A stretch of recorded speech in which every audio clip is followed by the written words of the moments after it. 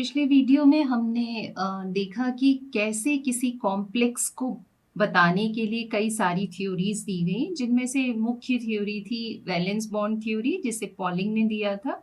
पर इस थ्योरीज में कुछ कमियां थी और उन कमियों को दूर करने के लिए आई थी क्रिस्टल फील्ड थ्योरी। तो ये जो क्रिस्टल फील्ड थ्योरी थी, ये किसने दी थी? आइवन ब्लैक और एच ब्रीदे ने दी थी, जिसमें उन्होंने मुख्य रूप से माना था कि जो ये मेटल और लिगेंड के बीच जो बॉन्ड बनता है वो आयनिक नेचर का होता है।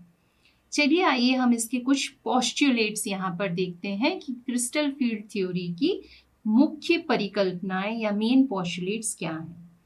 तो सबसे पहले तो ये थ्योरी कहती है कि आपका जो मेटल है, सेंट्रल मेटल आयन है, और लिगेंड, तो इस सेंट्रल मेटल आयन से घिरे हुए, सेंट्रल मेटल आयन को जो लिगेंड घेरे हुए हैं चारों ओर से, इसके किसी भी प्रकार से ये अरेंज हो सकते हैं, तो सेंट्रल मेटल आयन को घेरे हुए लिगेंड ही किसको बताते हैं? एक कॉम्प्लेक्स को बताते हैं। तो कॉम्प्लेक्स क्या है? सेंट्रल मेटल आयन और उसके चारों ओर से जो लिगेंड उसको घेरे हुए हैं उसे ही हम कॉम्प्लेक्स कहते हैं। तो हमने देखा था कि कॉम्प्लेक्स में क्या होता है, एक मेटल आयन होता है जो, जैसे यदि हम इसकी कोऑर्डिनेशन नंबर यहाँ 6 लिखें तो वो एक कोऑर्डिनेशन स्फीयर में रहता है, और यहाँ पर उसकी ऑक्सीडेशन स्टेट को हम यहाँ ना शो करके कहाँ शो करते हैं, इस तरीके से रिप्रेजेंट करते हैं। तो क्रिस्टल फील्ड थ्योरी का फर्स्ट पोस्टुलेट क्या कहता है कि एक कॉम्प्लेक्स क्या है? तो कॉम्प्लेक्स मेटल आयन और उसके चारों ओर से घिरे हुए लिगेंड को ही कॉम्प्लेक्स कहा जाता है।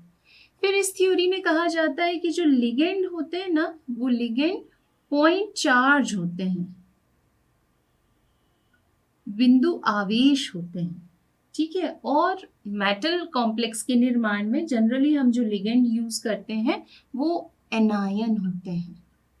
एनायन यानी कि ऋण आयन, जैसे कि fluoride ion, chloride ion, OH minus ion या ब्रोमाइड आयन। तो ये क्या हो सकते हैं? ये जनरली एनायन होते हैं। इसके अलावा कभी कभी ये कुछ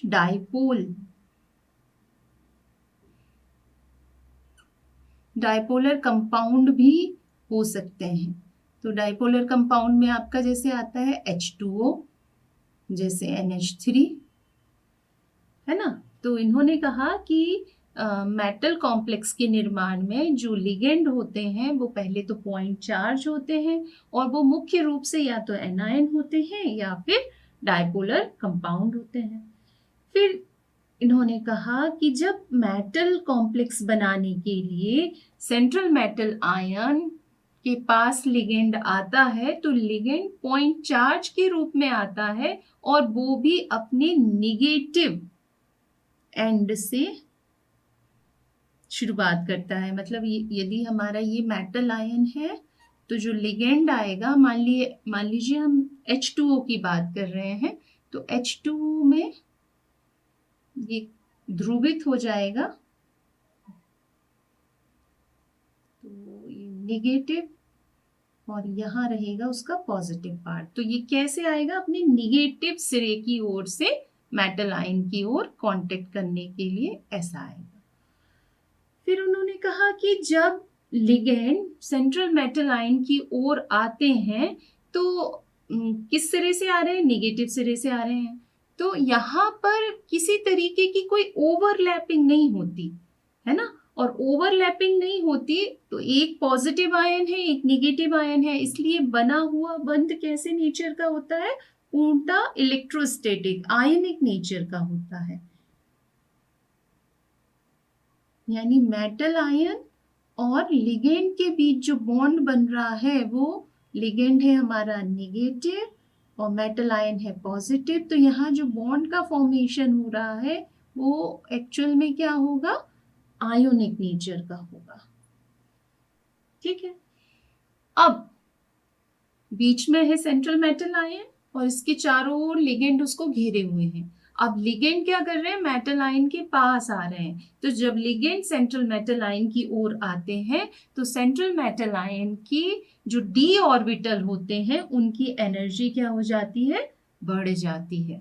तो सेंट्रल मेटल आयन के जितने भी डी ऑर्बिटल्स होंगे वो उनकी एनर्जी कैसी हो जाएगी, बढ़ जाएगी, एनर्जी हाई हो जाती है।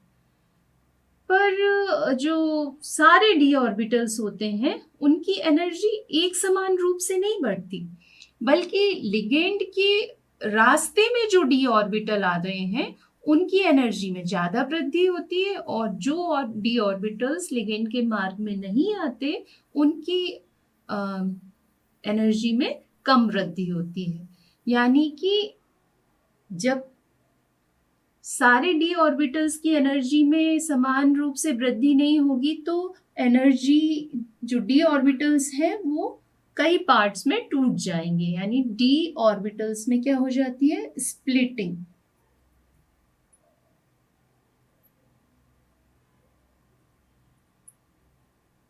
और ये अलग अलग एनर्जी के, क्योंकि हम जानते हैं कि जो जनरली डी ऑर्बिटल होते हैं वो 5 होते हैं और सेम एनर्जी के होते हैं, डी जनरेट होते हैं। पर जब ये लिगेंड आए सेंट्रल मेटल आयन की ओर तो मेटल आयन के डी ऑर्बिटल में उपस्थित इलेक्ट्रॉन और लिगेंड के और जो इलेक्ट्रॉन्स होते हैं उनके बीच रिपल्शन होगा तो एनर्जी में क्या हो जाती है, वृद्धि हो जाती है। और एनर्जी में वृद्धि हुई तो हमने कहा कि ये वृद्धि एक समान नहीं होती, जो लिगेंड के रास्ते में डी ऑर्बिटल आ रहे हैं उनकी एनर्जी बढ़ जाती है, और जिनकी जो रास्ते में नहीं आ रहे हैं उनकी अपेक्षाकृत एनर्जी कैसी होती है, कम होती है।